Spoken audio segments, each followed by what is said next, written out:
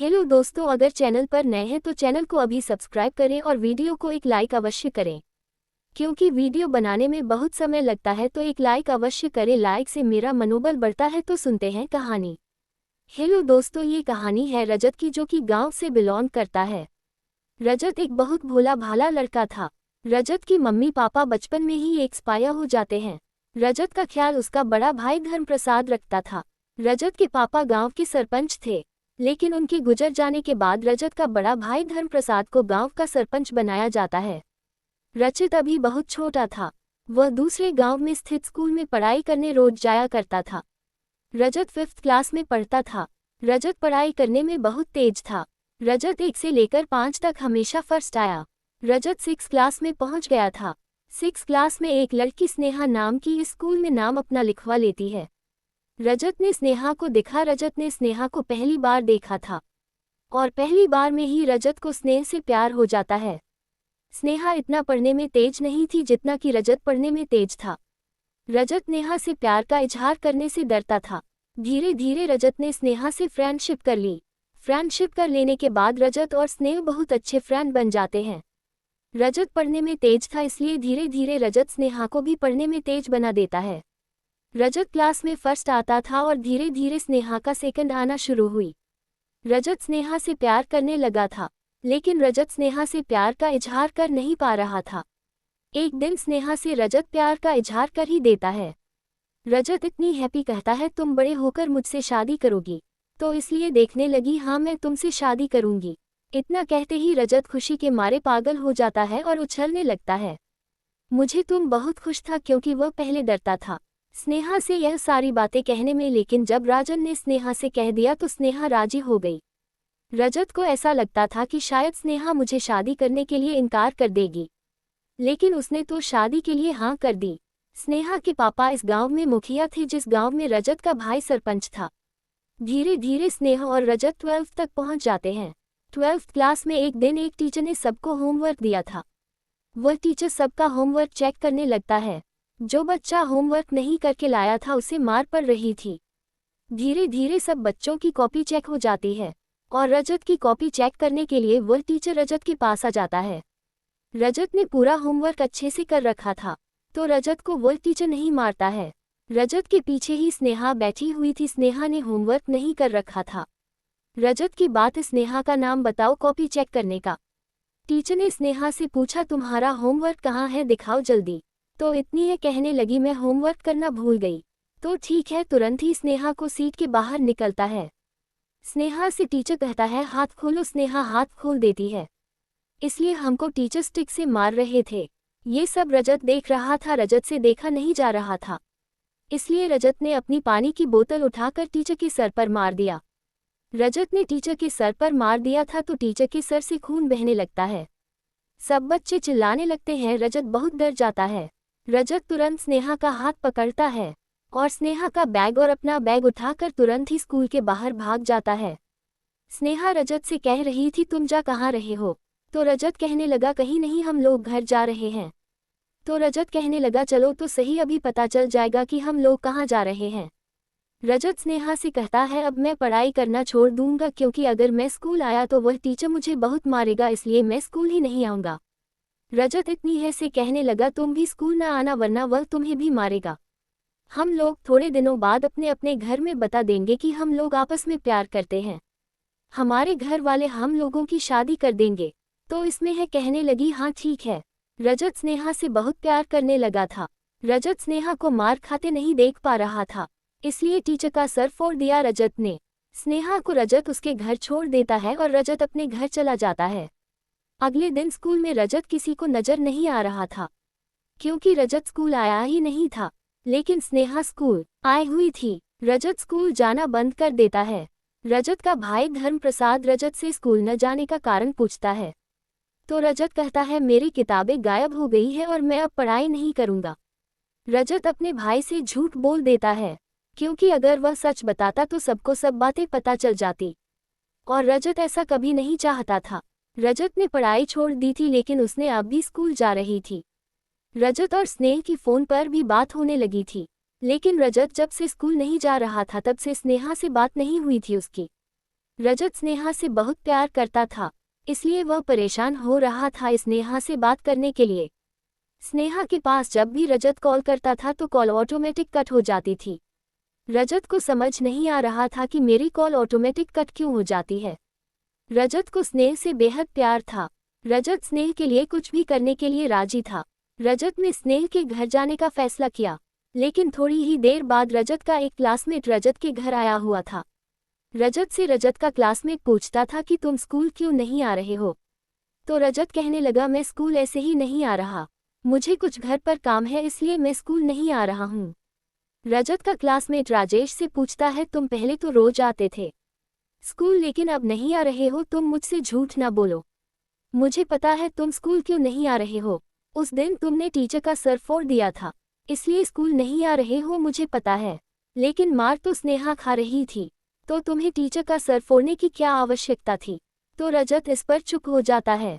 Classmate कहने लगा तुम स्कूल नहीं आ रहे हो, लेकिन स्नेहा तो स्कूल रोज आ रही है। इतना सुनते ही रजत अपनी क्लासमेट से कहने लगा तुम झूठ बोल रहे हो, स्नेहा भी स्कूल नहीं आ रही है, मुझे सब पता है, स्नेहा ने मुझसे वादा किया था कि मैं भी स्कूल नहीं आऊंगी। तो क्लासमेट हंसने लगा और कहने लगा तुम्हें मुझ पर यकीन नहीं है तो खुद चल कर देख लो, वह रोज स्कूल आ रही है। राजा तुमने क्लासमेट से कहा लगता है मैं कल आऊंगा स्कूल देखने की, तुम सच बोल रहे हो या झूठ। तो रजत का क्लासमेट कहने लगा ठीक है मैं अपने घर चल रहा हूँ। रजत को रजत का क्लासमेट इतनी बात बताकर अपने घर चला जाता है। रजत स्नेह के बारे में बहुत सोच रहा था और अपने क्लासमेट के बारे में भी बहुत सोच रहा था कि मेरा क्लासमेट मुझसे झूठ ही बोल रहा होगा, क्योंकि स्नेहा ने रजत को तो प्रॉमिस किया था कि मैं स्कूल नहीं आऊंगी। रजत अगले ही दिन स्कूल जाता है, लेकिन रजत स्कूल के अंदर नहीं गया था। रजत स्कूल के बाहर ही स्कूल की छुट्टी होने का वेट कर रहा था। छुट्टी हो जाने के बाद रजत स्नेहा को देख रहा था इधर उधर, लेकिन रजत को स्नेहा कहीं नहीं दिखाई देती है। बहुत सारे बच्चे स्कूल से बाहर निकल चुके थे, लेकिन अचानक लास्ट में स्नेहा अपना स्कूल का बैग टांग कर स्कूल से बाहर निकलती है। रजत ये सब देखकर उसके पैरों तले जमीन खिसक जाती है। रजत तुरंत ही स्नेहा के पास दौड़ते हुए जाता है। रजत स्नेहा से कह रहा था तुमने तो मुझसे वादा किया था कि तुम भी स्कूल नहीं आओगे, तो फिर यह सब क्या है। इसमें यहाँ कहने लगी मैंने बहुत मना किया था अपने घर पर कि मैं स्कूल नहीं जाऊंगी, लेकिन मेरे घर वाले जबरदस्ती मुझे स्कूल भेज देते हैं। तो रजत कहने लगा मुझे भी मेरे घर वाले जबरदस्ती स्कूल भेज रहे थे, लेकिन मैं तो स्कूल नहीं आया। तो स्नेहा कहने लगी तुम लड़के हो लेकिन मैं लड़की हूँ, मुझे इतना बर्दाश्त नहीं हो पाया, मेरे घर वाले ने मुझे जबरदस्ती स्कूल भेज दिया इसलिए मैंने स्कूल आना शुरू कर दिया। तो रजत कहने लगा अच्छा ठीक है अब स्कूल आ ही रही हो तो रोज आना। स्नेहा कहने लगी तुम भी स्कूल आया करो। तो रजत कहने लगा मैं अब स्कूल नहीं आऊंगा। तो इस पर नेहा कहने लगी क्यों। रजत कहने लगा मैंने सारी किताबें और कॉपियां फाड़ दी है, अब मैं स्कूल नहीं आ सकता। रजत और स्नेहा आपस में बहुत सारी बातचीत करते हैं। रजत ने स्नेहा से सारे डाउट क्लियर कर लिए थे। रजत इतनी हंसी पूछ रहा था कि मैं जब तुम्हारा फ़ोन पर कॉल करता था तो तुम्हारा फ़ोन ऑटोमेटिक कट हो रहा था, ऐसा क्यों। तो स्नेहा कहने लगी उस फ़ोन में कुछ दिक्कत आ गई है। तेरे से पहले मुझे अच्छी सारी बातें छोड़ो, मैं तुमसे ये पूछ रहा हूँ कि तुम बड़े हो जाओगे तब मुझे ही शादी करोगी ना। तो स्नेहा कहने लगी हाँ बाबा मैं तुमसे ही शादी करूँगी, इसके लिए चाहे मुझे कुछ भी करना पड़े मैं करूँगी। रजत के दिल को अब थोड़ी सी तसल्ली मिल गई थी, क्योंकि इसमें हानि साफ साफ कह दिया था कि मैं तुमसे ही शादी करूँगी, उसके लिए चाहे मुझे कुछ भी करना है। मुझे कहाँ मिलेगा, मैं पढ़ूंगा नहीं तो भी मुझसे शादी कर लोगे। तू इतनी है कहने लगी तुम पढ़ो तो ज़्यादा बेहतर रहेगा, लेकिन वैसे भी मैं तुमसे ही शादी करूँगी, तुम पढ़ो या ना पढ़ो। रजत कहने लगा मैंने तुम्हारे लिए ही तो पढ़ाई छोड़ दी है। उसे दिन मुझे बहुत गुस्सा आ गई थी उससे टीचर पर, इसलिए मैंने उसका सर फोड़ दिया, क्योंकि मैं तुम्हें कोई भी समस्या में नहीं देख सकता। मुझे तुमसे बहुत प्यार है, बहुत बहुत ज़्यादा। मैं स्कूल की किताबें इसलिए फाड़ दी ताकि मुझे स्कूल न जाना पड़े। अगर मैंने किताब न फाड़ी होती तो मेरा भाई मुझे स्कूल जरूर भेजता। इतनी बात होती है रजत और स्नेहा अपने अपने घर आ जाते हैं इतनी ही बात करके। स्नेहा तो रोज स्कूल जा रही थी, लेकिन रजत स्कूल नहीं जा रहा था, इसलिए रजत घर के काम किया करता था। रजत के घर में बहुत सारी भैंसें थी, वह रजत इन भैंसों का चारा किया करता था और घर के सारे काम किया करता था। रजत पढ़ाई नहीं कर रहा था, इसलिए उसका भाई धर्मप्रसाद रजत पर बहुत गुस्सा रहने लगा था। रजत को उसका भाई धर्मप्रसाद अब पहले जैसे प्यार भी नहीं करता था। रजत की हालत बिल्कुल नौकर वाली हो गई थी। रजत घर के नौकर वाले काम किया करता था। रजत की कंडीशन बिल्कुल नौकर वाली हो गई थी।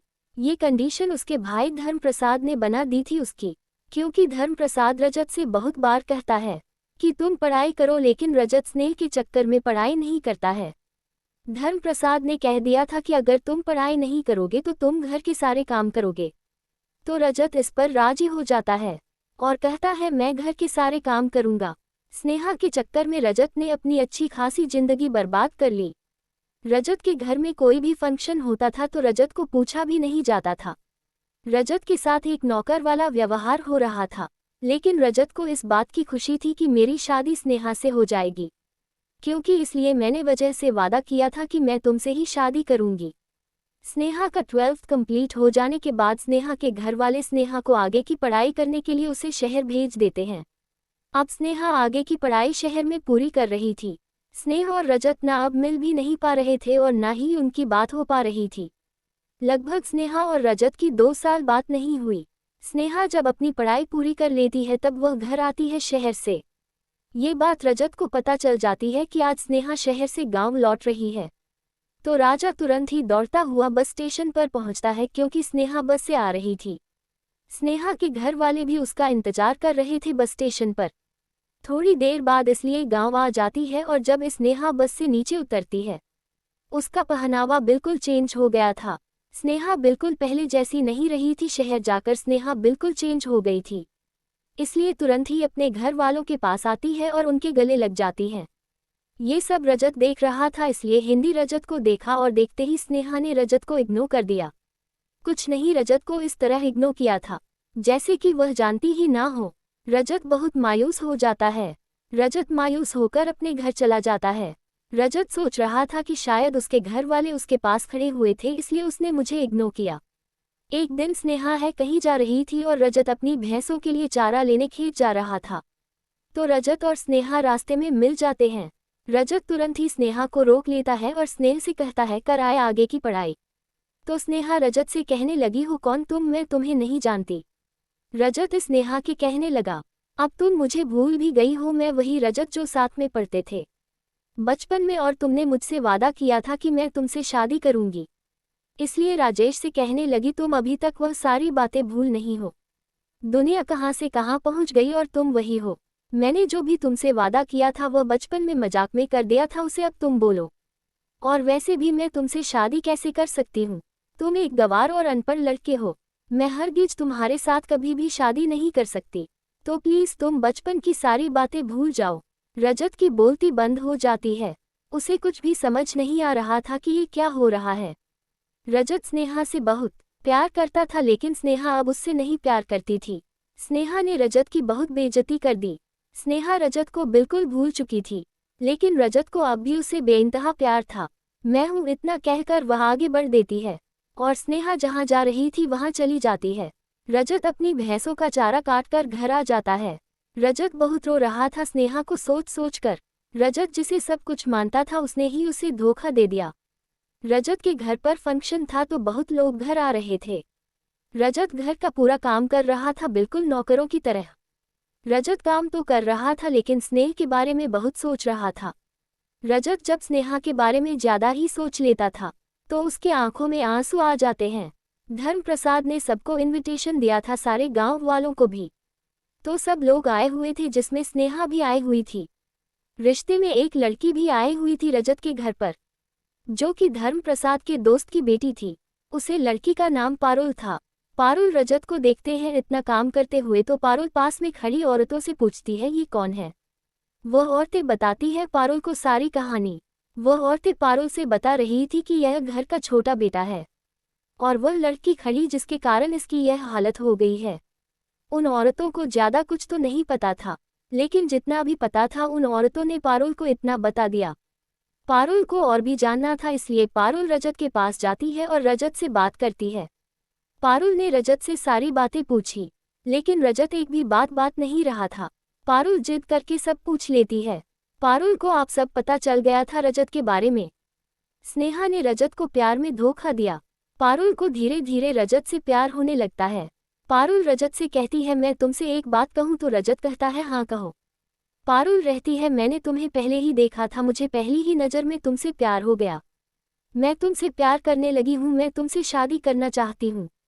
तो रजत कहने लगा अब मैं किसी से भी प्यार नहीं कर सकता, मुझे प्यार से सख्त नफरत हो गई है। प्यार में सिर्फ धोखा मिलता है और कुछ नहीं। बचपन में स्नेहा भी कहती थी कि मैं तुमसे शादी करूंगी, लेकिन वह बदल गई। अब तुम भी मेरी जिंदगी में मेरे साथ खेलने आए हो। मैं बहुत टूटा हुआ हूँ, प्लीज मेरे साथ अब तुम ना खेलो। तो पारुल करने लगी मैं तुम्हारी जिंदगी के साथ खेलने नहीं आई हूँ। मुझे सच में तुमसे प्यार है। मैं तुमसे सच में शादी करना चाहती हूँ। फंक्शन हो जाने के बाद सब लोग अपने अपने घर चले जाते हैं, लेकिन पारुल अपने घर नहीं जाती है। पारुल ने अपने घर वालों से कह दिया था मैं कुछ दिन बाद घर आ जाऊंगी। पारुल के घर वाले कहने लगे ठीक है। पारुल गांव में ही रुक गई थी रजत के घर पर, क्योंकि उसे रजत से प्यार हो गया था। पारुल रजत के दिल में अपनी जगह बना रही थी। पारुल रजत के सारे कामकाजों में हाथ बटा लिया करती थी। धीरे धीरे कुछ दिन बीतने के बाद रजत को भी पारुल से प्यार हो जाता है। पारुल रोज कहते थे कि मुझे तुमसे शादी करनी है, मुझे तुमसे शादी करनी है, लेकिन रजत इस पर कुछ हाँ या ना का जवाब नहीं देता था। एक दिन पारुल कहने लगी मैं अब घर जा रही हूँ। पारुल को रोकर कह रही थी कि प्लीज मान जाओ, मैं तुमसे बहुत प्यार करती हूँ। तो रजत कहने लगा अच्छा ठीक है, तुम घर न जाओ, मुझे भी तुमसे प्यार हो गया है, लेकिन प्लीज तुम मेरे साथ ना खेलना मेरे दिल से। पारुल और रजत आपस में प्यार करने लगते हैं।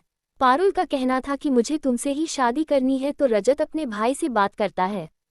धर्म प्रसाद रजत से कहता है तुमसे कोई लड़की प्यार कर सकती है, ऐसा हो ही नहीं सकता। तो रजत कहने लगा पारुल मुझे सच में प्यार करती है और वह मुझसे शादी भी करना चाहती है। धर्म प्रसाद रजत पर बहुत गुस्सा हो जाते हैं और धर्म प्रसाद कह रहे थे कि तुम उसकी जिंदगी खराब ना करो, क्योंकि अगर तुमने उससे शादी कर ली तो उसकी जिंदगी खराब हो जाएगी। पास में पारुल भी खड़ी थी। पारुल कहने लगी मेरी जिंदगी खराब हो या सही, लेकिन अब मुझे रजत से ही शादी करनी है। धर्म प्रसाद खाने लगे अगर तुम लोगों ने शादी की तो मैं तुम्हें अपने घर से निकाल दूंगा। पारुल कहने लगी तुम घर से निकाले या कुछ भी, लेकिन मैं रजत से ही शादी करूंगी। रजत से उसके भाई धर्म प्रसाद कह रहे थे तू अभी यहाँ से निकल जा, वरना मेरे हाथों से कुछ गलत हो जाएगा। पारुल रजत का हाथ पकड़ती है और घर से बाहर चली जाती है। पारुल और रजत शादी कर ली थी। घर से निकल जाने के बाद पारुल शहर की लड़की थी, वो पढ़ाई करने में भी बहुत तेज थी। घर से निकल जाने के बाद रजत ट्रक चलाने लगता है, जिससे उसके घर का गुजारा चल रहा था। पारुल ने रजत से कहा मुझे आगे पढ़ाई करनी है, यूपीएससी क्लियर करना है मुझे, क्या तुम मुझे आगे पढ़ाई कराओगे? तो रजत कहने लगा हाँ मैं तुम्हें आगे की पढ़ाई जरूर करवाऊंगा। रजत दिन रात मेहनत करता रहा और अपनी बीवी को आगे की पढ़ाई कराता रहा। एक दिन रजत रोड पर ट्रक चला रहा था। रजत ने ट्रक को रोक दिया था, उसे भूख लगी थी इसलिए। जब रजत ट्रक से नीचे उतरता है तब उसे स्नेहा मिल जाती है। स्नेहा की शादी हो गई थी, वह अपने पति के साथ थी। स्नेहा गाड़ी में बैठी हुई थी। स्नेहा जब रजत को देखते हैं तो अपने पति से कुछ बताने लगते हैं हंस हंस कर। उसका पति भी रजत की तरफ देखता है और हंसने लगता है। रजत तुरंत ही उन लोगों को देखकर फिर से ट्रक पर चढ़ जाता है और अपना ट्रक चलाने लगता है। ट्रक चला कर जब वह अपने घर आता है तो उसकी बीवी पारुल उससे कह रही थी क्या बनाऊं आज खाने में? तो रजत कहने लगा कुछ भी बना लो। पारुल कहने लगी नहीं, जो तुम्हें पसंद होगा मैं वही बनाऊंगी। रजत को खीर बहुत पसंद थी तो उसकी बीवी ने तुरंत ही खीर बनाई और रजत को खिलाए अपने हाथों से। रजत अपने बीवी से कह रहा था तुम दिन रात पढ़ाई करो, लेकिन कैसे भी करके तुम्हें कुछ बनना है। तो पारुल कहने लगी मैं दिन रात कोशिश कर रही हूँ, बस भगवान मुझे सफल कर दे। पारुल 2 साल से पढ़ाई कर रही थी यूपीएससी की। पारुल का एग्जाम पास के ही शहर में लगा हुआ था। रजत पारुल को एग्जाम दिलाने के लिए जाता है। पारुल एग्जाम देखकर जब स्कूल से बाहर आती है तो रजत पारुल से पूछता है एग्जाम कैसा गया? पारुल कहने लगी एग्जाम बहुत अच्छा गया, बस भगवान हम लोगों की सुन ले। 1 महीने के बाद रिजल्ट ओपन होता है। उस लिस्ट में पारुल का भी नाम था। पारुल अब आईपीएस बन जाती है। अब बहुत खुश थे पारुल और रजत, क्योंकि पारुल आईएएस बन गई थी। कुछ दिनों बाद स्नेहा रजत के घर पर आई हुई थी। रजत की बीवी पारुल स्नेहा से कहने लगती है क्या काम है तुम्हारा? स्नेहा रहती है मेरे पति की जॉब कंपनी लगी हुई थी, लेकिन कुछ लोगों ने मिलकर मेरे पति को जॉब से निकलवा दिया। मैं पुलिस स्टेशन भी गई लेकिन वहां भी मेरी सुनवाई नहीं हुई। तुम अगर एक बार कंपनी में कह दो तो मेरे पति को फिर से जॉब मिल जाएगी। सारे लोग पास में ही बैठे हुए थे, रजत, पारुल और स्नेहा का पति और स्नेहा। स्नेह और उसका पति रजत और पारुल से रिक्वेस्ट कर रहे थे कि तुम लोग एक बार कह दो कंपनी में तो मेरी जॉब मुझे फिर से मिल जाएगी। पारुल रजत से पूछने लगती है क्या किया जाए अब। रजत कहने लगा मुझे कुछ नहीं पता, तुम्हें जैसा ठीक लगे तुम ऐसा कर दो। पारुल स्नेहा से कहने लगती है कभी भी किसी को छोटा नहीं समझना चाहिए कि कोई कुछ कर नहीं पाएगा। टाइम हर किसी का आता है, आज मेरा है कल तुम्हारा था। कभी भी किसी के वक्त और हालात पर हंसना नहीं चाहिए। अगर आज मैं चाहूँ तो मैं तुम लोगों को बेइज्जती करके अपने घर से निकाल सकती हूँ, लेकिन मेरे ये संस्कार नहीं है। मेरे पति ने कभी भी मुझे किसी की बेइज्जती करना नहीं सिखाया है। तुम लोग अब जा सकते हो, मैं फ़ोन करके कंपनी में कह दूंगी तुम्हारे पति की जॉब लग जाएगी फिर से। अब तुम लोग यहाँ से जा सकते हो। स्नेहा को अब एहसास हो रहा था कि मैंने कितना गलत किया। अगर मैंने रजत से शादी कर ली होती तो शायद पारुल की जगह मैं होती। यही सोच रही होगी स्नेहा। स्नेहा और उसका पति अपने घर चले जाते हैं और पारुल कंपनी में फ़ोन करके कह देती है तो स्नेहा के पति को फिर से जॉब मिल जाती है। थोड़े ही दिनों बाद स्नेहा के घर पे रजत के भाई धर्म प्रसाद भी आए हुए थे। उनकी समस्या ये थी कि दूसरे गांव वाले लोगों ने उनके गांव वालों को पानी नहीं दे रहे थे, जिससे गांव की सारी फसलें नष्ट हो रही थी। पानी नदी से आता था तो पास के गांव वालों ने उस पानी को इस गांव तक आने ही नहीं दे रहे थे। गांव के लोग ये बात गांव के सरपंच धर्म प्रसाद से बातें हैं, इसलिए धर्म प्रसाद आए हुए थे पारुल के पास। पारुल के पति रजत तुरंत ही अपने बड़े भाई के पैर छूने लगता है। ये सब देखकर धर्म प्रसाद के आंखों में आंसू आ जाते हैं। रजत अपने भाई के आंसू देखा है, वो तुरंत ही गले लग जाता है अपने बड़े भाई के। उसका बड़ा भाई धर्म प्रसाद रजत को अपने गले लगा लेता है और धर्म प्रसाद कहने लगता है मुझे बहुत बड़ी गलती हो गई, मुझे माफ़ कर दो। तो रजत कहता है तुम मेरे बड़े भाई हो, तुमसे गलती हो ही नहीं सकती, लेकिन प्लीज़ तुम मुझे अपने साथ रखो, मुझे तुम्हारा प्यार चाहिए। रजत पहना है अपने बड़े भाई धर्म प्रसाद से। धर्म प्रसाद अपने भाई रजत से कहाँ लगता है अब मैं तुम्हें कभी अपने आप से जुदा नहीं होने दूंगा, अब तुम घर चलो।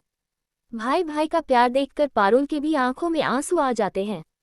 धर्म प्रसाद अपनी बहू पारुल को अपने गले से लगा लेता है और कहता है चलो बेटी, तुम्हारा घर तुम्हारा इंतजार कर रहा है। रजत और रजत की पत्नी धर्म प्रसाद के साथ गांव आ जाते हैं, सब लोग एक साथ रहने लगते हैं।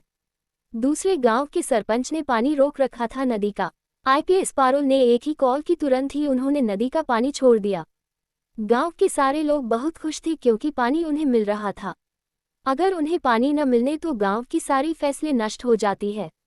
सब ठीक हो जाता है और सब प्यार से रहने लगते हैं। उधर स्नेहा को उसके किए की सजा मिली, उसके पति की नौकरी छूट गई थी, लेकिन पारुल की वजह से नौकरी लग गई उसके पति की। तो कहते हैं ना, किसी को किसी चीज़ पर घमंड नहीं करना चाहिए। अगर यह स्टोरी सुनने में आपको अच्छी लगी हो तो प्लीज़ एक लाइक, और चैनल पर नए हैं तो चैनल को अभी सब्सक्राइब करें। तो मिलते हैं किसी और रोमांचक कहानी के साथ, जब तक के लिए बाय बाय।